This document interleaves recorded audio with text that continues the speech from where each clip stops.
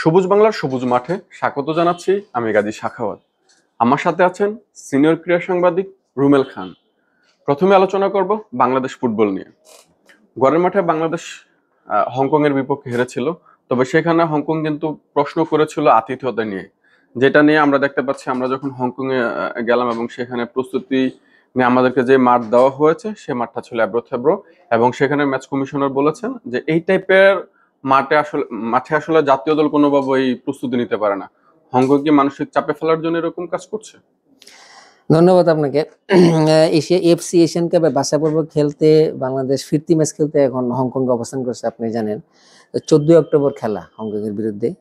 তো বাংলাদেশ দল সেখানে গিয়ে যে সমস্যাটি পড়েছে সেটা মাঠের মান এবং হোটেলের দূরত্ব নিয়ে বিড়ম্বনা পড়েছে। তো বাংলাদেশ দলের অভিজ্ঞ মিডফিল্ডার সোহেল রানা গণমাধ্যমকে জানিয়েছেন যে তাদের হোটেল থেকে মাঠে যেতে, প্র্যাকটিস গ্রাউন্ডে যেতে সময় লাগছে 1 ঘন্টারও বেশি সময়।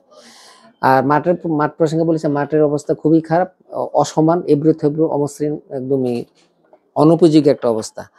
তো এখানে একটা প্রসঙ্গ আমি উল্লেখ করতে চাই যে নিয়ম হচ্ছে যে ফিফার রুলস হচ্ছে আন্তর্জাতিক নিয়ম অনুযায়ী কোনো ম্যাচ খেলার আগে সফরকারী দল ম্যাচের 48 ঘন্টা আগে বা 2 দিন আগে গিয়ে সেখানে গিয়ে উপস্থিত হবে। তারপর কিন্তু সফরকারী দল ওই অতিথি দলের অনুশীলন এবং অন্যান্য ব্যবস্থাগুলো সেগুলো নিশ্চিত করবে। কিন্তু বাংলাদেশ দল কিন্তু সেটা করেনি। তারা কিন্তু 38 ঘন্টার আগে যায়নি, তারা গেছে 96 ঘন্টা আগে, তার মানে 4 দিন আগে গেছে।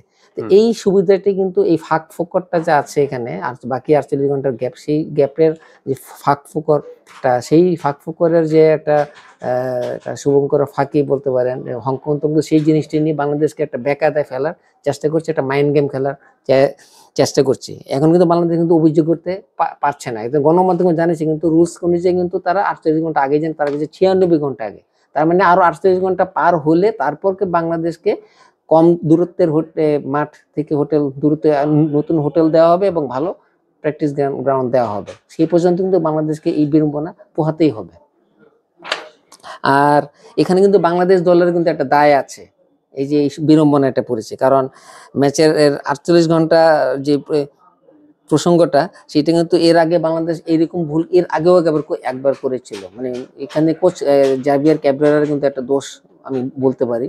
গত 25 মার্চ বাংলাদেশ দল হামজারা যখন ভারতের শিলংয়ে গিয়ে যে অ্যাওয়ে ম্যাচটা খেলতে গিয়েছিল, সেখানে কিন্তু তারা, এখন তো বাংলাদেশ হংকং গিয়েছে 4 দিন আগে 96 ঘন্টা, কিন্তু ভারতে গিয়েছিল 5 দিন আগে।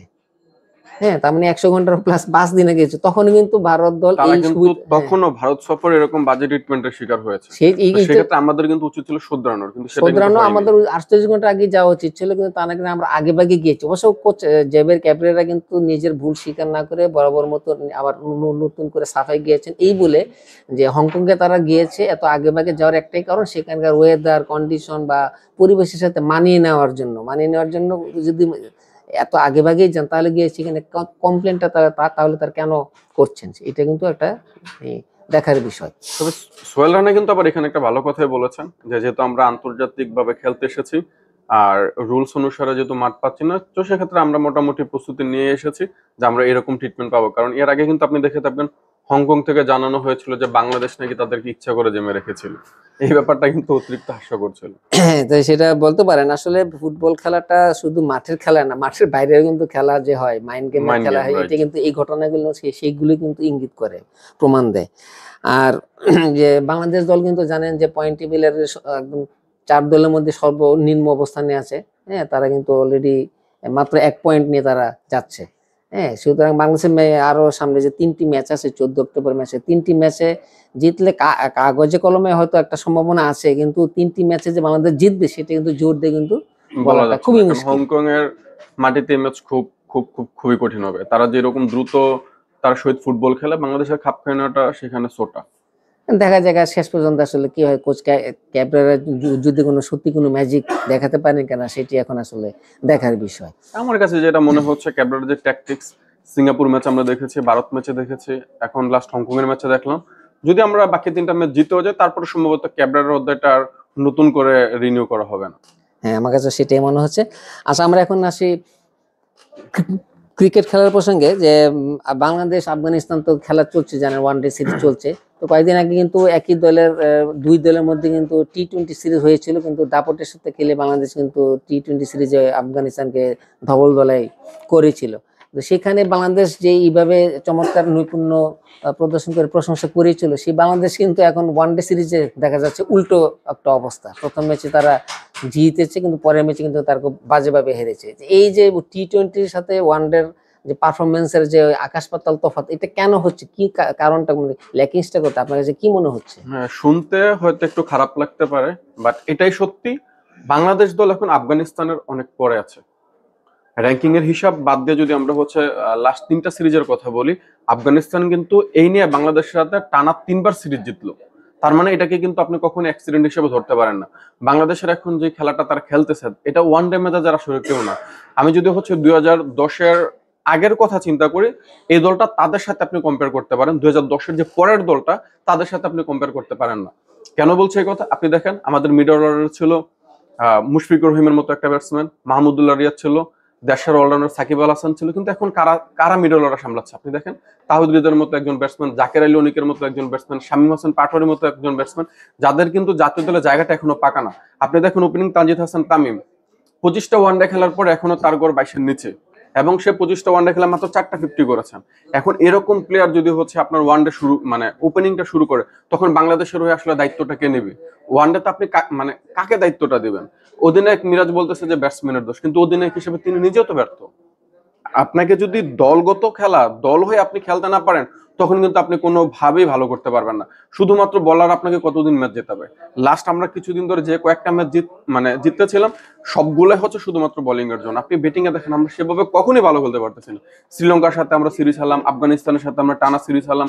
এই সিরিজ হারা র্যাঙ্কিং এ কিন্তু এখন আমরা এমন একটা জায়গাতে আছি। হ্যাঁ, আপনি হয়তো বলতে পারেন যে অনেকদিন বাকি আছে, অনেকদিন বাকি থাকলেও বাংলাদেশের এখন হয়তো বিশ্বকাপ কোয়ালিফায়ার খেলেই বিশ্বকাপে খেলতে হবে। তবে তানজিব হাসান সাকিব কিন্তু গতকাল কি বলেছিলেন যে আমরা যে মানের দল, আমাদের কিন্তু উচিত যে সরাসরি বিশ্বকাপটা অন্তত খেলা। কিন্তু সেটা আফগানিস্তানের সাথে দ্বিতীয় ম্যাচটা হেরে কিন্তু সেই সম্ভাবনাটা একদম শেষ করে ফেলছে। আমরা যদি লাস্ট 2টা ম্যাচের কথাও চিন্তা করি, সেই 2টা ম্যাচ আফগানিস্তানের সাথে জিতলে আমরা কিন্তু র্যাঙ্কিং 10 থেকে এখন 9 আসতে পারতাম। তো সেক্ষেত্রে এখন যেরকম সার্বিক পরিস্থিতি, বাংলাদেশের সামনে খুব কঠিন সমীকরণ অপেক্ষা করছে। হয়তো বাংলাদেশের যেরকম করে সবাই একটা সম্মান দিত, সেই সম্মানটা তার ইতিমধ্যে হারিয়ে ফেলেছে। এখন তো আরো একটি ম্যাচ বাকি আছে সিরিজের। হ্যাঁ, সিরিজের শেষ সেই ম্যাচটি ম্যাচের ফলাফল কেমন হতে পারে? এখন বাকি ম্যাচ যেগুলো আছে সেগুলো অবশ্যই বাংলাদেশের এখন জেতার বিকল্প কোনো কিছু নাই। আর আরেকটা ব্যাপার হচ্ছে, আজকে তারা গণমাধ্যমে বলেছেন যে আমরা চেষ্টা করব জয়ের দ্বারা ফিরে আসার জন্য। এটা তো মানে আপনার সবাই বলবে, কিন্তু মাঠে খেলে নিজেকে প্রমাণ করতে হবে। 190 রান চেস করা আপনার উচিত ছিল, এটা যেরকম উইকেটে হোক। গতকাল কিন্তু আমরা কথা বলেছিলাম যে রাশিদ খান বা আলামা গজনফার, তারা যে টাইপের ব্যাটসম্যান শুরু যে টাইপের বলার শুরুর দিকে যদি যারা ব্যাটিং করবে, তানজিদ হাসান তামিম বা সাইফ হাসান বা তাহিদ হৃদয়, তারা যেভাবে ব্যাট করবে, ওই ব্যাটিংটা থেকে যদি একটা ভালো স্কোর বা ভালো জুটি পায়, তখন সেটা বাকিরা হয়তো একটু টেনে নিয়ে জিতাতে পারবে। কিন্তু আমরা যেমনটা দেখলাম যে প্রথম দিকে ব্যর্থ, মাঝেও ব্যর্থ, শেষের দিকেও ব্যর্থ, যার জন্যই হচ্ছে আমাদের এত বড় একটা হার। তো এখন আশার বিষয় যেটা হচ্ছে যে আমাদের সামনের ম্যাচে আসলে আমরা আশাই করতে পারি। একটা কথা আছে যে আশায় বাসে চাষা, আমাদের এখন সেই অবস্থা। আমি কিন্তু গতকালকের ম্যাচ নিয়ে একটা পয়েন্ট নিয়ে কথা বলেছিলাম, হয়তো আপনার মনে আছে, যে বাংলাদেশ দল প্রথম 15 ওভারের যে টার্নিং পয়েন্ট, প্রথম 15 ওভার যদি উইকেট হারিয়ে ফেলে তাহলে কিন্তু সমস্যা হবে। শেষ পর্যন্ত সেটাই কিন্তু হয়েছে। আপনি দেখেন সাইফ হাসান টি-20তে দারুণ খেলেছেন, কিন্তু টি-20 আর ওয়ান ডে যে এক না, এটা যতদিন পর্যন্ত সে না বুঝতে পারবে ততদিন পর্যন্ত তার ক্যারিয়ার আগাবে না। আপনি দেখেন তিনি খেলতেছে, আমাদের এমন না যে আমাদের 350 রান বা 400 রান টার্গেট, আমাদের টার্গেটটা হচ্ছে মাত্র 191 রানের। সেখানে আমরা যদি একটু ধরে খেলি বা হচ্ছে রানিং ব্যাটিং উইকেটটাতে একটু ফোকাস করি, তখনই কিন্তু জেতাটা আমাদের জন্য সহজ হতো। কিন্তু তিনি কি করলেন, থার্ড ম্যান দিয়ে ছক্কা। ওই টাইমে তো এই টাইপের শট করার কোনো মানে নেই। তো যতদিন পর্যন্ত তিনি বুঝতে পারবেন ততই ভালো, না বুঝলে হয়তো বাকিদের মতো আফসোস করবেন। এখন আসলে তো শেষ পর্যন্ত দেখা যায় বাংলাদেশ শেষ ম্যাচগুলোতে বা কেমন করে, বা বিশ্বকাপ বাছাই পড়বে যেন মানে সরাসরি খেলতে পারে, আমরা সেই প্রত্যাশাই করি। হ্যাঁ, আমাদের কিন্তু ব্যাটিংটা ছেলেদের পাশাপাশি নারী ক্রিকেটারদেরও কিন্তু সেম একই রকম সমস্যা, তাদেরও কিন্তু ব্যাটসম্যানের একই কথা বলতেছে। নিগার সুলতানা জ্যোতি, তিনি বলেছেন যে আমাদের ব্যাটসম্যান থেকে যদি আমরা রান না পাই, সেক্ষেত্রে আমরা জিতবো কিভাবে? অথচ দেখেন তিনিও কিন্তু বাংলাদেশের অধিনায়ক, তিনিও রান পাচ্ছে না। বাংলাদেশের এখন যে কয়েকজন ব্যাটসম্যান সেরা, সে কয়েকজনের মধ্যে একদম প্রথম সারির কাতারে থাকবে হচ্ছে নিগার সুলতানা জ্যোতি। যখন তিনি রান করতে পারবে না তখন আসলে বাকিদের জন্য সেটা কঠিন হয়ে যায়। তবে আমরা আশা করবো কালকে যেহেতু দক্ষিণ আফ্রিকার সাথে আমাদের আরেকটা ম্যাচ, তো এই ম্যাচে যদি আমরা জয়লাভ করতে পারি, হয়তো সেটা কাগজে কলমে খুবই টাফ হবে। খুবই টাফ, মানে কাগজে কলমে অনেক অনেক এগিয়ে দক্ষিণ আফ্রিকা। তবে বাংলাদেশ যদি একটু ভালো ব্যাটিং করতে পারে, একটু সেন্সিবল ব্যাটিং করতে পারে, একটু আগে ছেলেদের ক্ষেত্রে যেটা বললাম, রানিং দ্য বিটুইন উইকেটে যদি একটু রান নিয়ে খেলতে পারে, তখনই কিন্তু তাদের এই সম্ভাবনাটা বেড়ে উঠবে। আমরা সেই প্রত্যাশা করি বাংলাদেশ যেন শেষ পর্যন্ত সকল আশঙ্কাকে অমূলক প্রমাণ করে শেষ পর্যন্ত তাদের কাঙ্ক্ষিত সাফল্য তারা পায়, সেটি কামনা করি। ধন্যবাদ। সবুজ বাংলার সবুজ মাঠের আজকের আয়োজন এই পর্যন্তই। আগামীকাল একই সময় দেখা হবে খেলার বিভিন্ন আয়োজন নিয়ে। সে পর্যন্ত সবুজ মাঠের সাথেই থাকুন।